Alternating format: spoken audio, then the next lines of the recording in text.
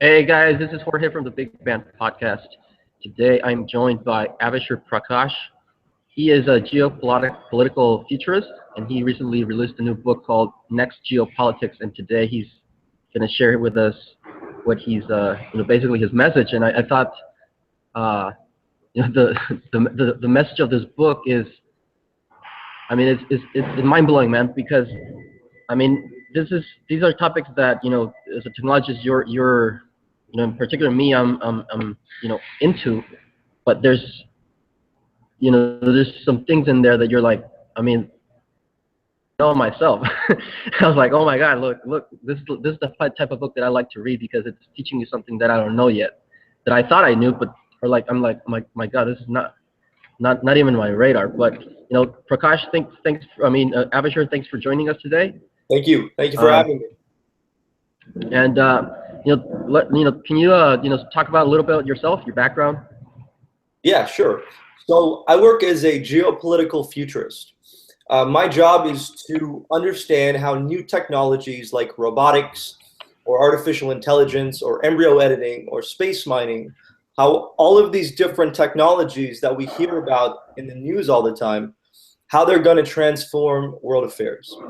And so really, unlike other geopolitical experts or analysts or strategists who are focused on oil and military exports and traditional geopolitics, I'm really focused on what I call next geopolitics.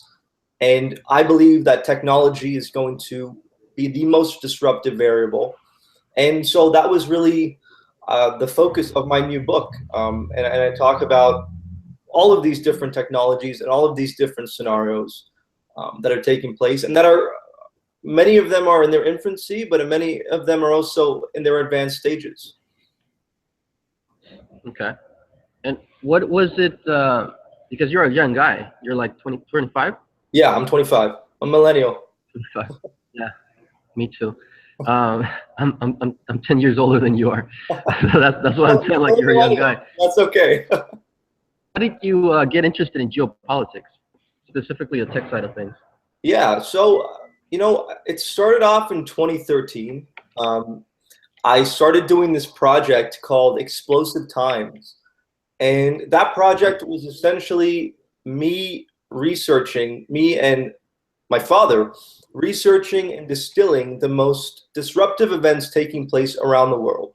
So global economic events, social events, financial events, and geopolitical events, and technological events.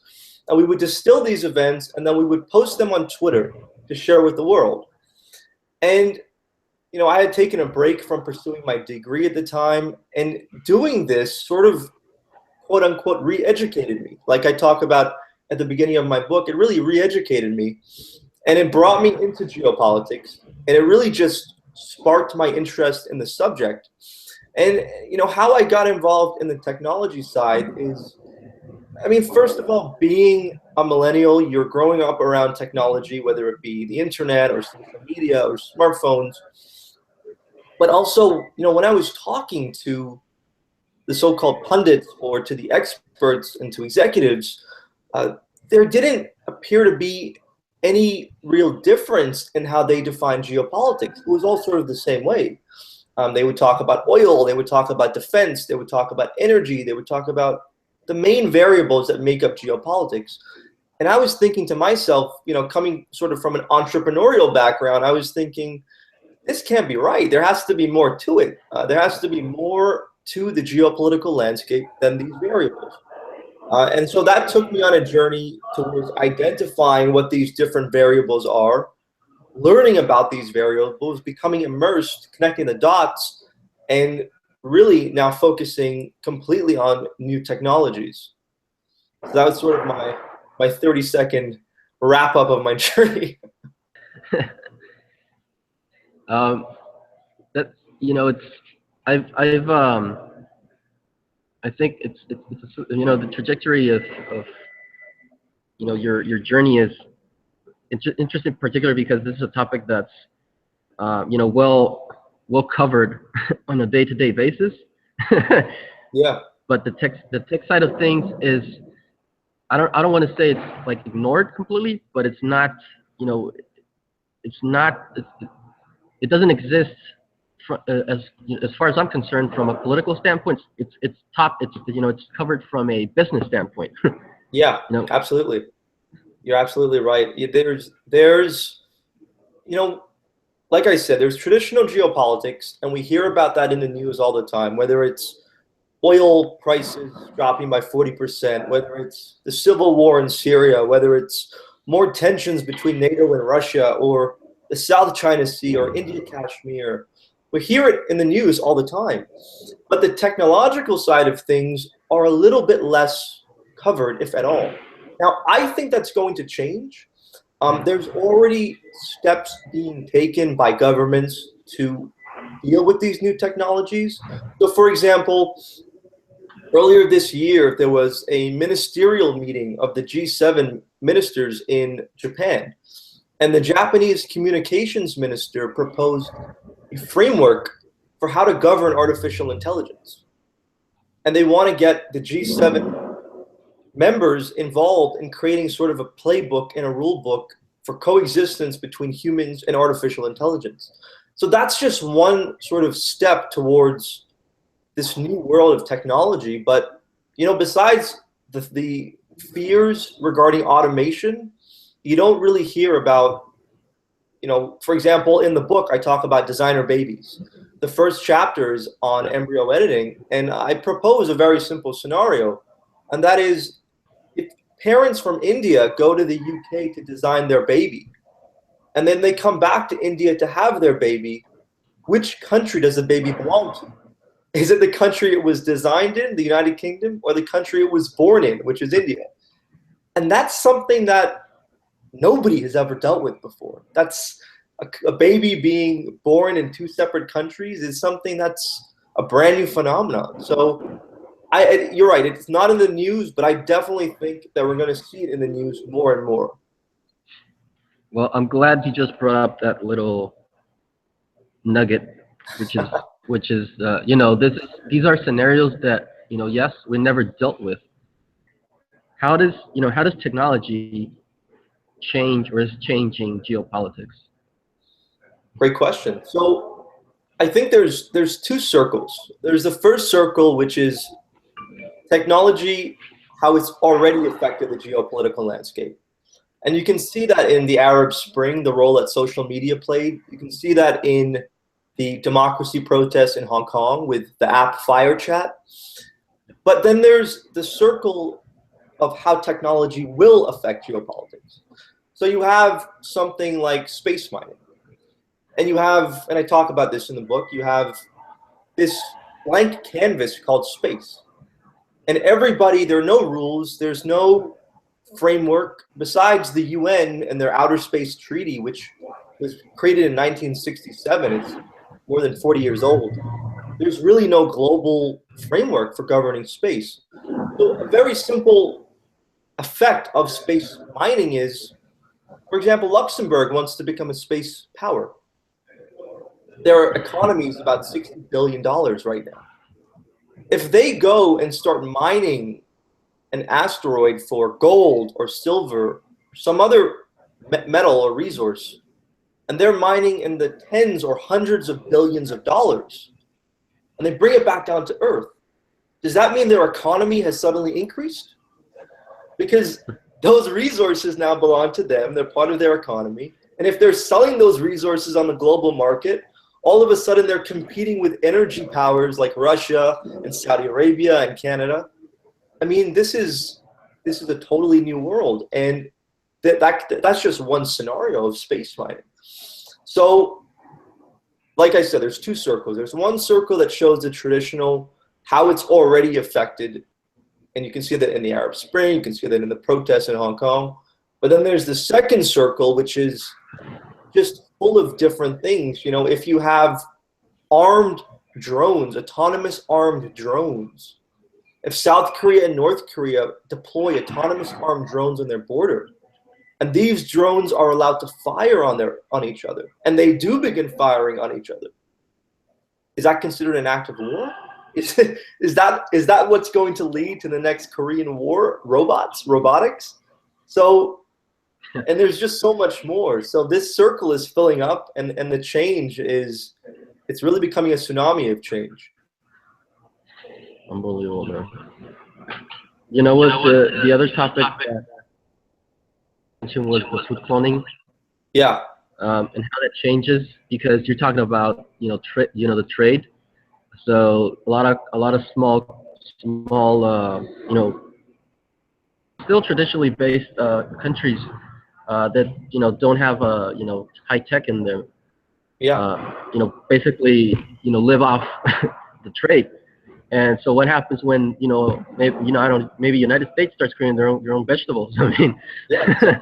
Exactly. it's like you're cutting off basically a lifeline to other small countries. I mean, that was a mind blown for me. I didn't think about it that way, because I was aware of the designer berry stuff and the genetic stuff, but I never thought about like the food thing. I was like, wow. I mean, it's insane, man. Yeah. Yeah. I mean, food cloning. Just I'll give a little explanation for the viewers in case they haven't read the book.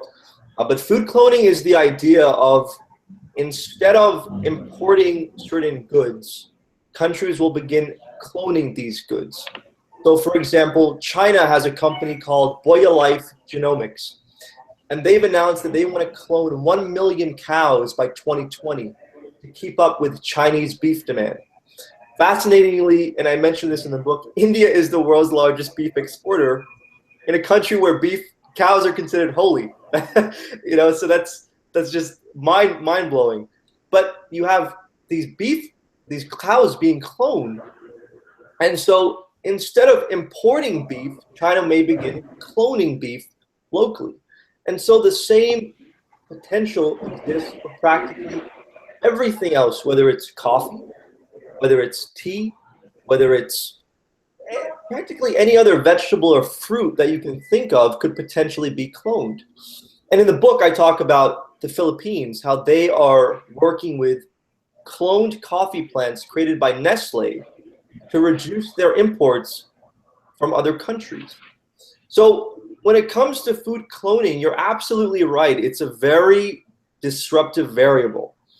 And when countries begin cloning products instead of importing them, everything changes, because many of these countries depend on a single export for their economic growth, whether it's fish, whether it's coffee. For Sri Lanka, their biggest export is tea. For Senegal, it's fish. So if these variables are suddenly cloned instead of imported, then what are these countries going to do? Brazil has the largest coffee production in the world. If coffee is being cloned now the way the Philippines is doing it, what is Brazil going to do? And so one of the biggest impacts is obviously going to be for free trade. You have countries who are going to begin cloning goods locally instead of importing them. And if you just take an institution like the World Trade Organization, you're going to have other countries going to the WTO and saying, hey, what's going on? These guys are cloning goods locally, not importing them. Do something about it. And the WTO is going to turn around and say, well, what am I supposed to do here? How can I punish a country for doing something within their borders?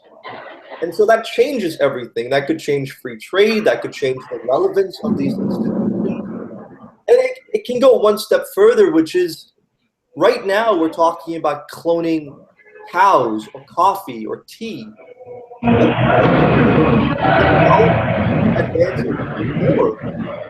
And then you can clone other goods too. You can clone even more sophisticated goods that nobody's even thought of yet. What happens to trade around the world? And so, I lay out this scenario. There are no right or wrong answers because this is such an unknown. But it's a very scary thing. It is, man.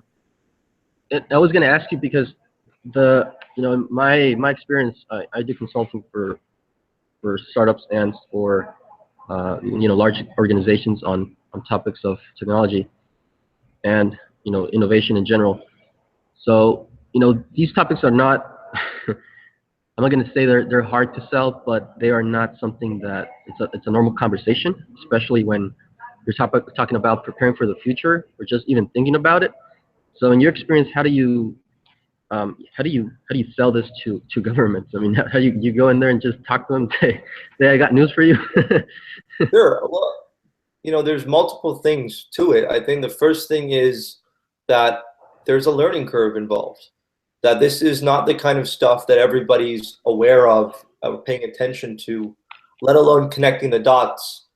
So there's a learning curve involved, and you have to be able to not only understand what's going on, but be able to really explain it in a way that people can understand.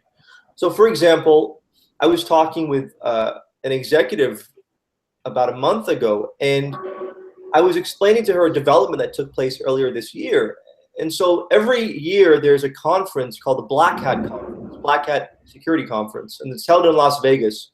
And it's basically a cybersecurity conference where different companies and different groups go off and show their latest innovations when it comes to cybersecurity.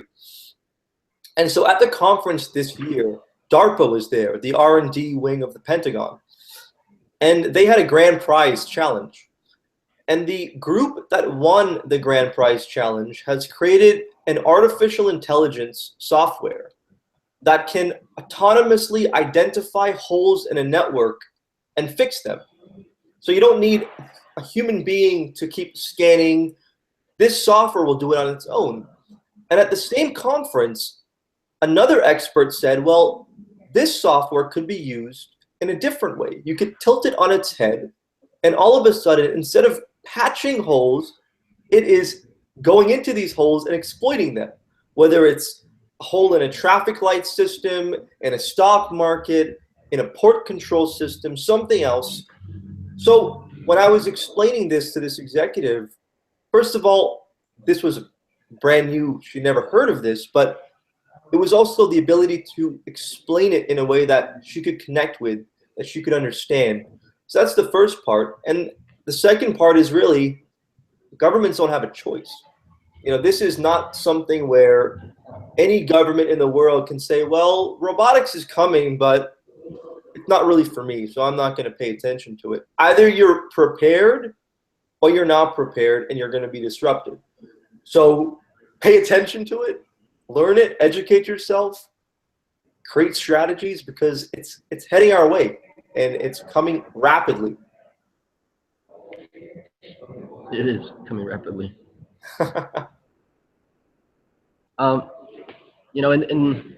In traditional, you were mentioning there's two circles, right? So there's the traditional view, and then there's the new view. Right.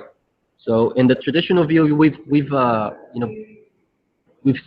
kind of got this idea that oil is the gold, right? So, but in technology, we say data is the gold. So, what's the deal now? Is technology the future of gold? The future gold? I think so. My perspective on this is that, and this can go beyond geopolitics. I mean, if you look at just automation, automation has an impact for practically everybody. I mean, robotics and artificial intelligence, it will affect a plumber, it'll affect an electrician, it'll affect an accountant, a lawyer. Everybody from the president down will be affected by these technologies. And so it's not a question of, is it coming? When is it coming?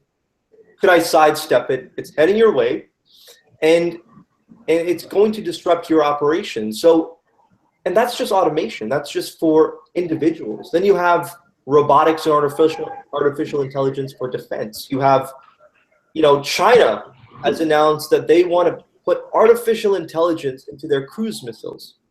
So the next generation of cruise missiles will have AI built into them. And that will allow Chinese commanders to update the cruise missile after it's launched and add objectives into the missile and say, hey, do X, Y, and Z instead of just having one directive. So I definitely think technology is the new gold.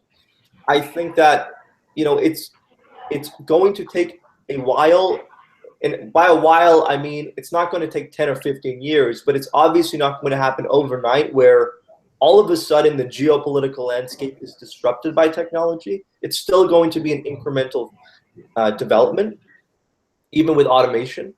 But the transition is happening, and it's happening in a way that I don't think most people are aware of. Yeah.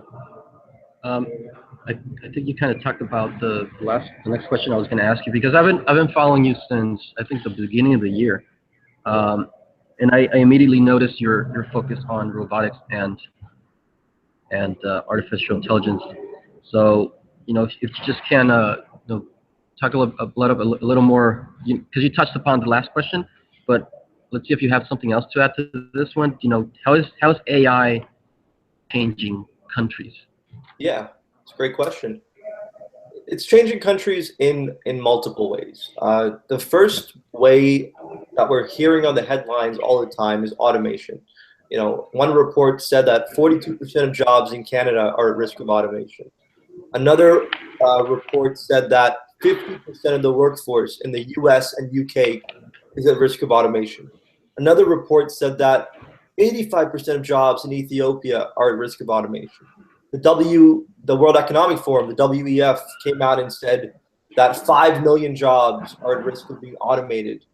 So the first way that we can see artificial intelligence and robotics changing countries is in automation. And that leads to a separate issue, which is how are governments and countries going to deal with automation? And one way that's being floated is the universal basic income scheme, and essentially pay people a certain fee every month, a certain salary every month, a government-backed salary, and that will help them sort of deal with being unemployed or not have to worry if they do lose their job, and it'll help boost the economy. But even that, there's so many unknown variables. I mean, the first question a lot of people have when I'm talking to them is, will these people work if they're getting paid for free? Will they still be as productive? Will they just sit around? Will they become lazy? That's the first. It's a very important question. And the second question is, and this is not answered as much, I've tried to answer it in my book, how will governments fund these universal basic income schemes? So if you take the US government as an example, the US government, approximately 70 to 80% of its revenue, government revenue, is from taxes that people pay when they're employed.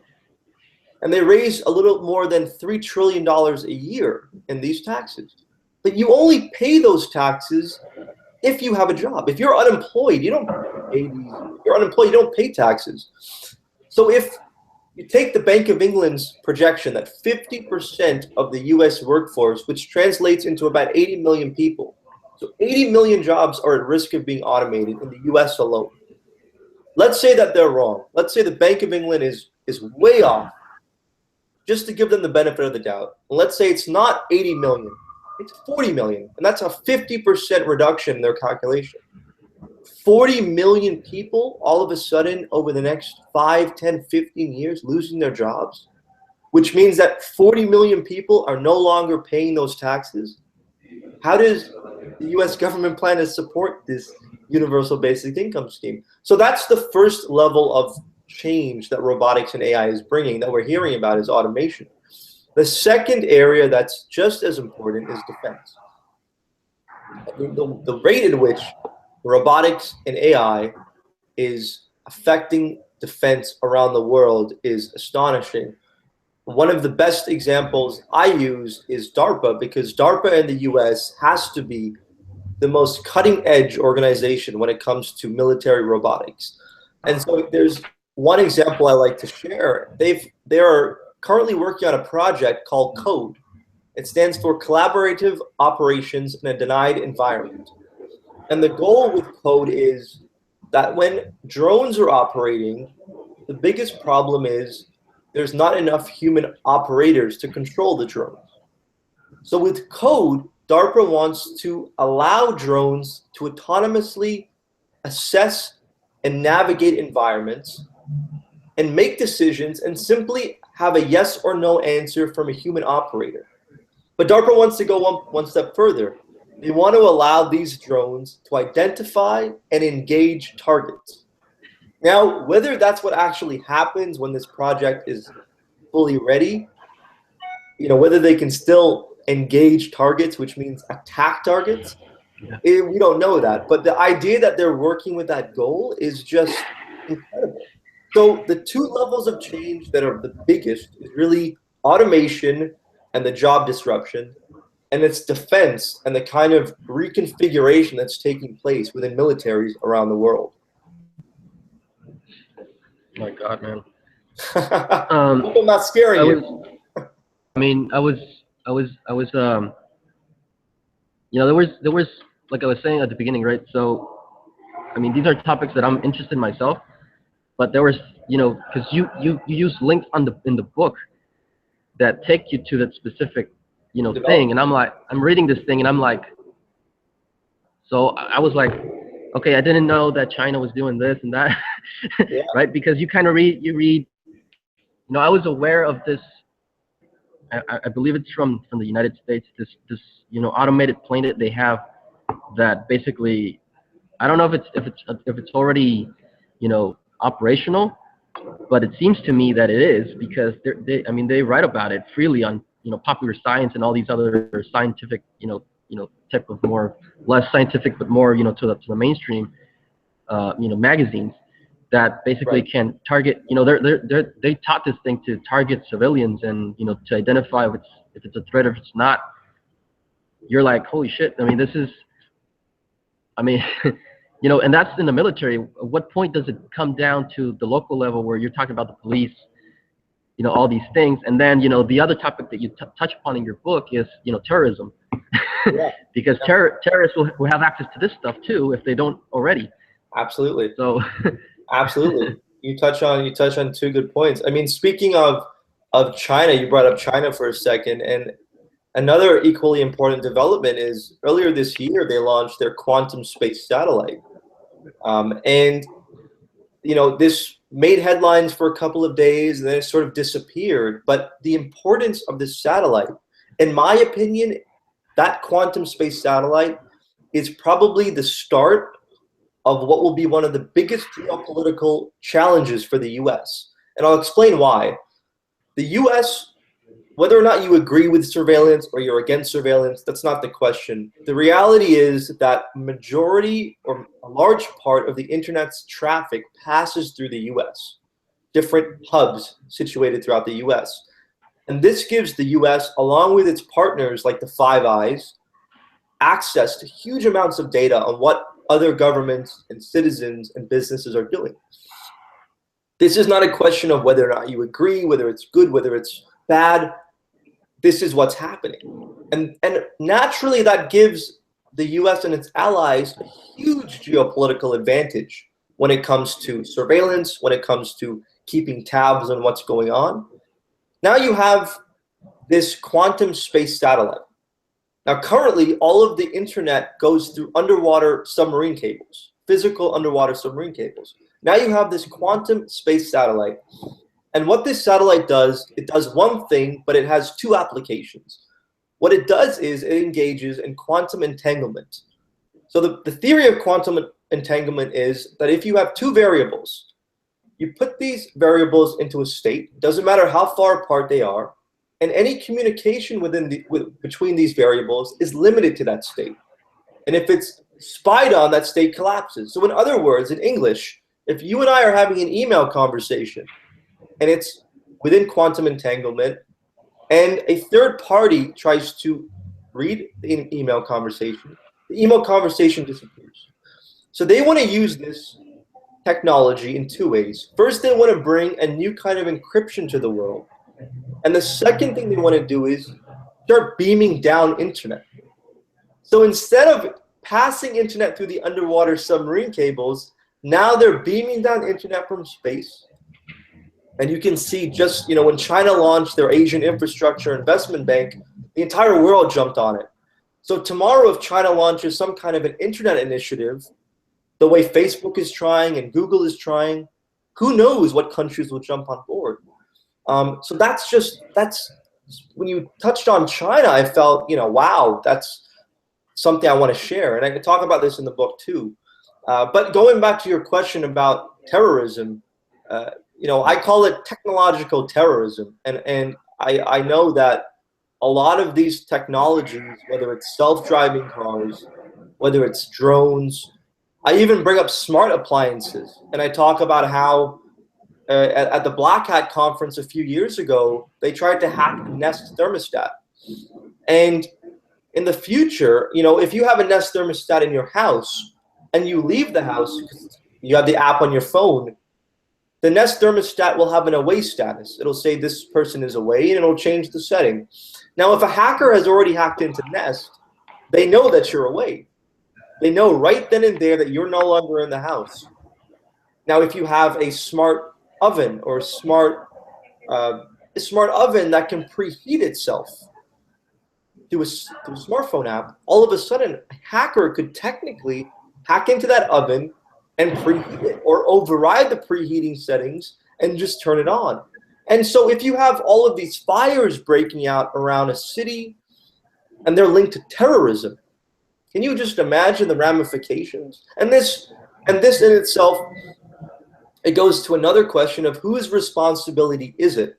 If you buy a Tesla car tomorrow and that Tesla car is hacked into by terrorists sitting in Syria or sitting in Iraq or sitting in Somalia, and they take your car with you in it or with you not in it, and they start ramming it into parks and killing people. If they do that, who should take responsibility? Should it be Tesla's responsibility, or should it be the US government's responsibility?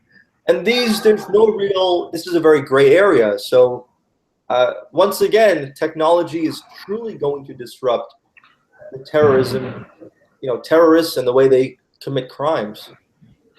Yeah. And I think this is a good way to take us to the next question, which is of governance with AI and all these technologies, surveillance, governance, but also relations to other countries.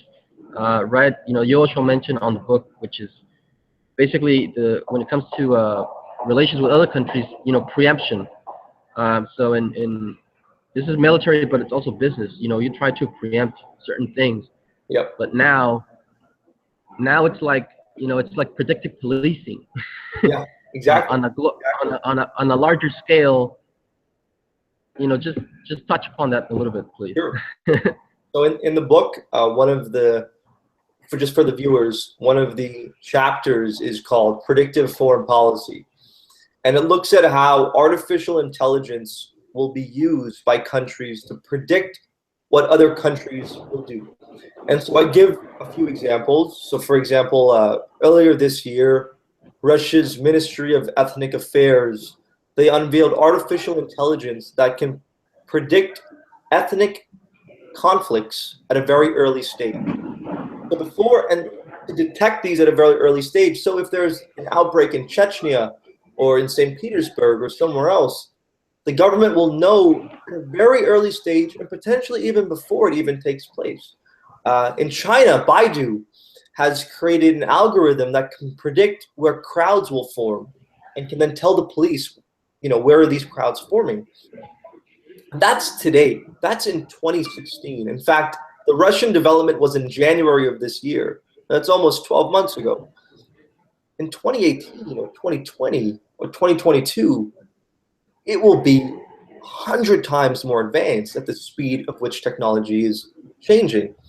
And so when you have an artificial intelligence that can predict what another country is going to do, as you rightly said, everything becomes about preemptive. I need to take preemptive action. If I know that this country is going to attack me, or if I know that this trade deal is going to progress in this manner, then I need to take certain steps to protect myself.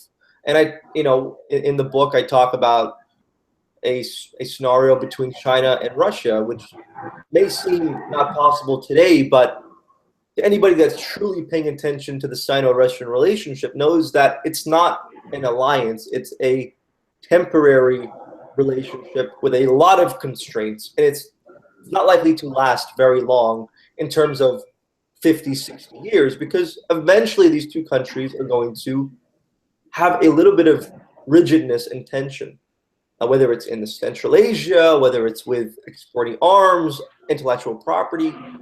The potential is unlimited. So when it comes to governance with AI, first of all, you have the predictive part, but you also have another problem, which is that who is going to create a framework to govern AI? Because as I mentioned before, Japan earlier this year at the G7 conference, the communications minister wanted to create a framework for artificial intelligence. And that's great. If the G7 can do that, that's fantastic. But from China's point of view, why would they want to listen to what the G7 is doing? Why would Russia want to listen? Why would India want to listen? Why would Iran want to listen?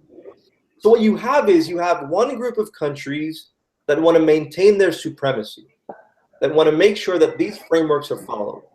And then you have another group of countries that are growing so fast, who have their own geopolitical ambitions, who have their own economic wants, who have their own social needs, and they want to do things their way. And so, if tomorrow Japan puts an autonomous missile system on their disputed islands with China, and this system can identify targets, but because of Japan's framework, it can't fire on targets without human command. But then China puts an autonomous missile system on a warship in the area that can fire on targets, because according to China, that's how they've designed their AI. Who wins in this scenario? Japan is doing things based on their framework. China is doing things based on its framework, and the outcomes are completely unknown. So for governance and for international relations and foreign policy, it's a huge new variable. I mean, if you just think about every war that's ever taken place, imagine if both sides knew what the other side was going to do. Now, how would that have changed things? Yeah. So it's quite a frightening look at what's coming. Unbelievable, man. The next question is also an unbelievable one that we are even discussing yet, because it's this whole scenario where what happens when finally either SpaceX, NASA, or European Space Agency or China or whatever decides to send people to Mars, and somebody sets foot on Mars, starts colonizing Mars. What are those discussions like? I mean, because Mars is not, it's not Earth, so it's no territories there. I mean, basically, you're the first one to point a flag there is basically the conqueror. Or, absolutely, yeah. Who knows what the hell happened? Because there's like what we're saying, there's no precedent for this. What are your thoughts on that? Well, it's a great question, and if you look at the map of the world today, the way the map is, it's taken hundreds of thousands of years of fighting and conflict and migration for the map that we see today to be the way it is. And we take it for granted, but the way the map is, it's a structure. It has a lot of rules built into it. You may not see it because you just see borders, but the way countries are, the kind of resources they have access to, that's influences everything. You come to space and you have a blank canvas. And the problem with a blank canvas is everybody wants to draw on it. Everybody wants to draw on it their way. And you have all of these, so you have a resource like helium-3 on the moon. And it's a very important resource when it comes to fusion energy. You have China sending its rovers to collect lunar samples to bring back and analyze to see how much helium-3 is really there. Now, if China can send a mining mission to the moon, so can the US, so can Russia, so can Germany, so can many other countries, if they wanted to, and they will want to. Why wouldn't they? But like you said, and like I mentioned in the book, who can say who mines where, who can take how much? What happens if China and Japan are mining in the same area, and China accuses Japan of stealing helium-3, or China says that Japan's mining activity has caused the area to become unstable and it has to leave? what happens in those scenarios? And there is no framework that is out there that truly provides a guidebook for what a country should do. The UN Outer Space Treaty is 40 years old, and it's no secret that the UN is a Western organization. China is suspicious, Russia is suspicious, Iran is suspicious. Well, are they going to listen to the UN when it comes to space? And if they don't, and you have all of these countries sort of mining in one area, well, you know, we know how that's going to turn out. It's almost like if Saudi Arabia disappeared today as a government, but all the oil is still there. And all of these countries are getting ready to dig. Eventually a conflict is going to start over something. And you know, what happens in space is not limited to space. It'll trickle down back to Earth. And there's so much at stake. There's so much, you know, space mining, these asteroids, some of them carry estimated trillions of dollars worth of resources on them.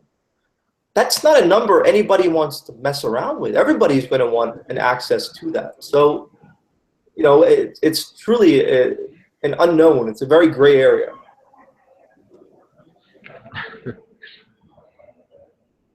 Honestly, the scenarios you painted in the book, you know, the approach you took, I mean, and I have to you know, compliment you on this, because it's the way you point, the way you basically like a virtual reality a virtual reality thing where you're visiting, you know, you're supposedly visiting the look into the future and to the future, but then looking at toward the past. Right. Going through the certain things that need to happen for, you know, the future to happen, right? So, but these questions are just you know, the topics and then the questions it generates in your head is just you know, personally I appreciate it. So Thank you. Thank you.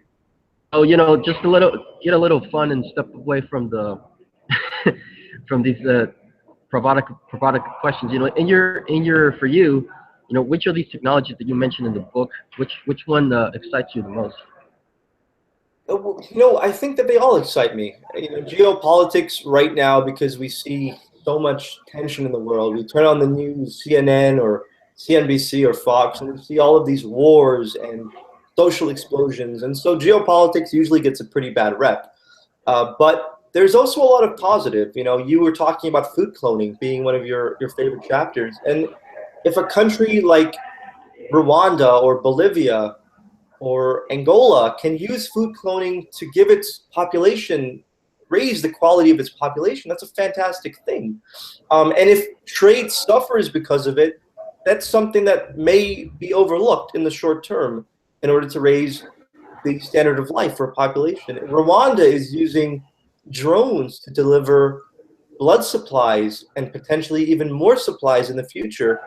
And that essentially means Rwanda doesn't have to build roads and highways right now. They can use drones. And if their population doesn't suffer from disease as a result, that's a great thing. You know, more people in the global economy, more people producing, more people sharing ideas. There's nothing wrong with that.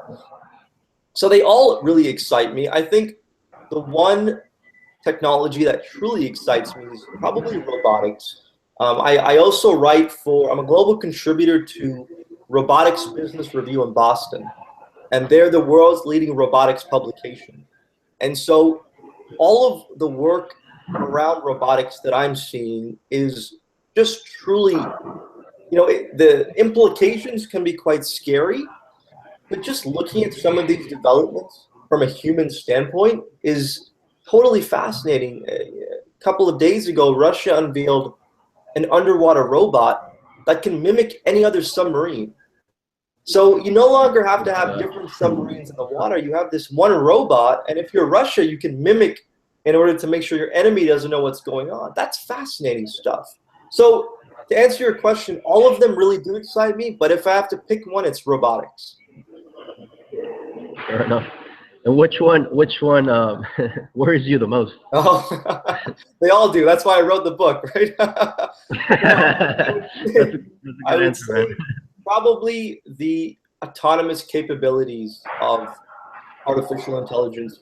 You know, some people call them killer robots. I don't like that expression, but the ability of a robot or an artificial intelligence software to make decisions on their own without any human input.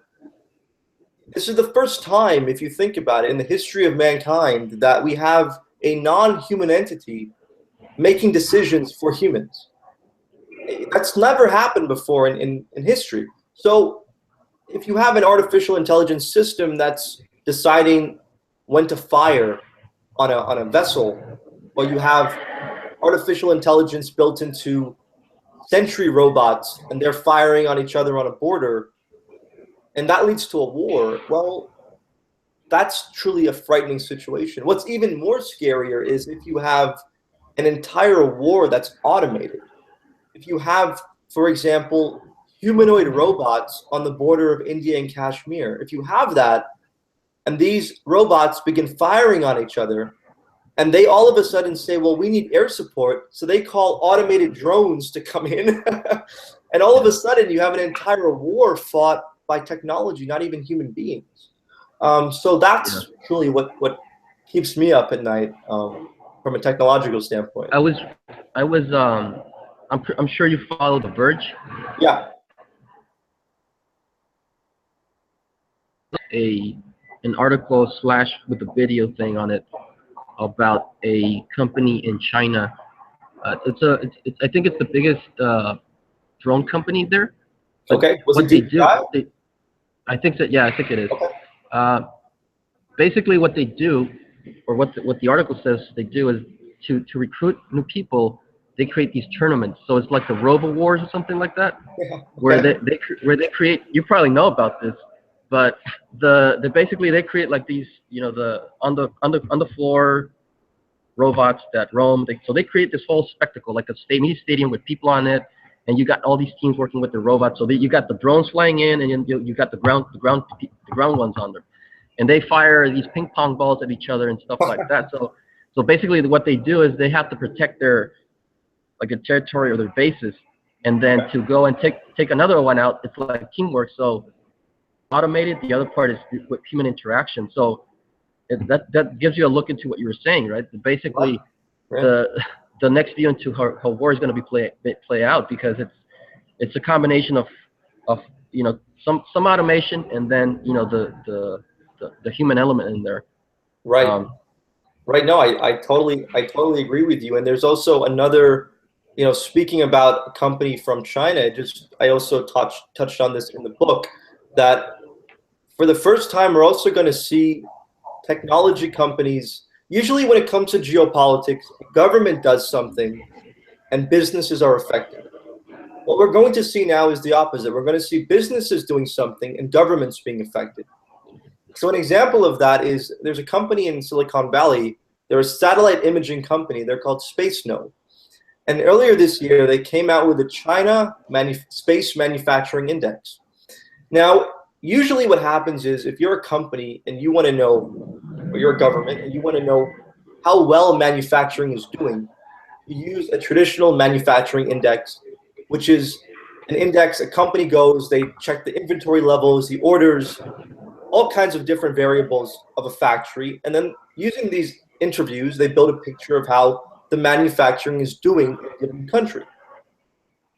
What SpaceNode is doing is, instead of interviewing, because a lot of people don't trust the numbers in China, they've started taking thousands of pictures of factories in China. And they're using those pictures to determine how well those factories are doing, how well manufacturing is doing. Now, all of a sudden, you have an American space imaging company determining how well the Chinese manufacturing sector is doing from the US. And they're using space. They don't even have offices in China. And so if China doesn't like that, what do? They can't go raid the office. They can't ban the company. The company is not in China. So all of a sudden, you have China now going to the US government and saying, hey, we need to work on this. And the US government is saying, whoa, I didn't even prepare for this. I didn't even see this. This is me on the receiving end now. So it's an entirely new phenomenon as well. But But anyway, you're absolutely right. This is a very unpredictable and unbelievable and disruptive new world we're entering. What are your thoughts on and this? I think I'm just gonna let you go with this one. What are your thoughts on the human augmentation when it comes with the genetic stuff? What I mean by that is a little bit, but in terms of designer base, where is it born? All these scenarios.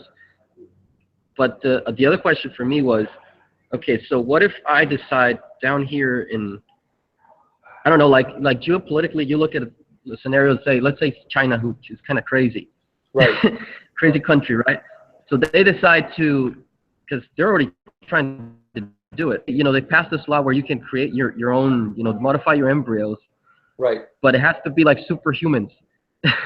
Yeah. So they wanna basically advocate for superhumans in China. So how does that play out? How do you think that plays out with other countries? Do they do the same thing? Yeah, no, that's a very, very relevant question. And how that plays out is, then there's no right or wrong answer. This is a really gray area. But my perspective on this is, if China suddenly announces that all, designer babies need to meet these standards, and one of those standards is, because today designer babies is about fixing diseases, but tomorrow Yeah. you'll be able to pick skin color and IQ and personality and body type and so many different variables. So if China tomorrow comes out with sort of a prerequisite list of what your designer baby has to adhere to, then I think there's multiple questions. The first question is, well, what are they going to do with these designer babies? Are they going to now create a designer baby army of these quote unquote superhumans? And if so, then maybe regional countries like Japan and India and Indonesia might say, oh wow, I need to really invest in this area too, because I need my army to be as strong. So you have sort of a domino effect in the area. And if you have China creating designer babies for other purposes, whether it's in business, then all of a sudden you have Chinese businesses being led by designer babies that are a lot more smarter than other humans. So what does that mean for business competition? Can IBM compete with its equivalent in China that's run by a designer baby? And if the answer is no to that, then the American government may be inclined to invest in designer babies even more, because they need to make sure their businesses stay competitive. So all of a sudden, a prerequisite list in China becomes a very geopolitical situation, because all these other countries are following suit and shuffling and adjusting. So it's a great question. Great question. Yeah, I mean and you can drop that down even to the level of the Olympics. Yeah, absolutely. Absolutely. You know what I mean? Sports and all these things. I've talked to people, previous episodes, beginning of the year, particularly in this topic of human augmentation. So I was interested in your perspective from a geopolitical point of view, Yeah. because it's like, it's mind blowing. And Yeah. maybe you'll get the opportunity at some point to do that. I mean, I'm not sure, but I'm not sure if I will.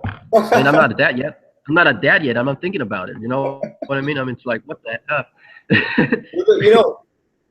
Speaking of sports, I was reading that by 2050, China wants to have one of the world's leading soccer teams.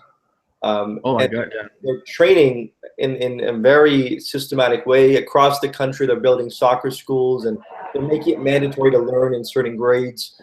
But if China now creates a designer baby team for its soccer team, and then the Olympics or FIFA says, hey, no, well, you know what China can do, right? They can create their own FIFA league. Yeah. They can say, we're going to do it our way. And the Asian Infrastructure Investment Bank, everybody jumped on board. I think there was only a few Western countries like Canada and obviously the US, but Canada chose not to. Later on, they said we want to, but everybody else jumped on board because they want to align with this new economy, with this growing power. And so if China was tomorrow to come out with their own trade bloc, or their own defense union or their own soccer union, I also think that other countries will jump on too. So something like soccer could turn very geopolitical. Wow, man, that would be, game changing when you talk about sports becoming geopolitical Yeah. to influence geopolitics. Yeah. Fascinating. It's fascinating. Hey, yeah, so well, that's all the questions I have for you. I mean, a little bit at a time. Where can people find you? Yeah, so they can find me on Twitter at Abishur Prakash. They can find me on my website abishurprakash.com. They can find me on Amazon if they search the book Next Geopolitics. They'll find the book, and I'm pretty accessible. So if they want to connect with me and ask me questions, or tell me that I'm totally wrong, that's fine too. So whatever the conversation. Because everybody has their own perspective, and like I said before, there is no right or wrong when it comes to these things. It's a new world we're navigating. Oh, I'll tell you, man. Because when were we talking? I think we were talking last week. So Thursday last week, I was having dinner with a bunch of my family members, and Right. you know how family get-togethers are. They talk about all this, politics, politics in general, right? So I was reading your book at that point already. Oh, so wow. I dropped a few drops in there because I have an uncle who's particularly interested in what China does. Okay. So I was like, so I gave him tried to give him some perspective, but he's a little hard-headed. So I was like, oh my God, yeah, because he has like the traditional view of things. Sure. And he's not a technologist. He doesn't hang around technology. So I was like, oh my God, this is like a microcosm of what happens on the bigger picture, man. Hey, it's at the end of the day, it's not just about having the bird's eye view. At the end of the day, it's people that are going to be affected by this. It's the individuals. Even if you talk about a business, businesses are run, at least for now, they're run by humans. Tomorrow it might be artificial intelligence, but for now they're run by human beings. So, there's a learning curve, and some people will completely disagree, and I am totally willing to accept that I'm wrong on certain fronts if I'm proved wrong. But this is a brand new area, and we have to be open-minded. We have to have different perspectives. There is no one way of approaching this. There's no one solution that fits all. Even at a country point of view, or at a business point of view, or at an individual point of view, there's going to be conflicting ways of approaching this. So yeah, it's a challenging situation. The way I always frame these conversations is that as look at it as a point. So the future is a range of possibilities, but as you approach the future as long-term view, it's about asking more questions. Yeah. Than saying this is what's going to happen and whatnot. And that's what you do in your book. You raise all these scenarios, which is basically exploring possibilities. It's not saying, oh, this is going to happen. It's more like this could happen. Absolutely. We don't know, but what we do know is the pace of change is rapid, as you were saying, right? Very rapid. And as you probably saw in the book, and you probably haven't seen this in any other book, but I put a notice at the front, and I say that this book has a finite lifespan. I noticed that. Right? Because it's going to be irrelevant, and the data is going to be old soon. So it's the rate of change is it's unbelievable. Unbelievable. I'm sure you're going to be updating this book next year. Yes, I hope so. We have to, and maybe have to be sooner than mid or late next year. Might be earlier next year at the rate at which technology is advancing. It is, man. It's like writing a blog. You got to go back and say, "Okay, I wrote about this. It's no longer relevant." Yeah, absolutely. All right, man. Well, I'll let you go now. And thank you so much again for sharing your insights, your knowledge about the topic of next geopolitics. And I'll share the video with my audience, and I'll publish it on my blog, and I'll send you a link tomorrow to it. Thank you so much for having me on your show, Jorge. It was a pleasure. It was fantastic. Yeah. Hopefully we can do this again. Chat. In the next. Absolutely. And you have a Merry Christmas and a Happy New Year. You too, man. Take it easy. Take care. Bye.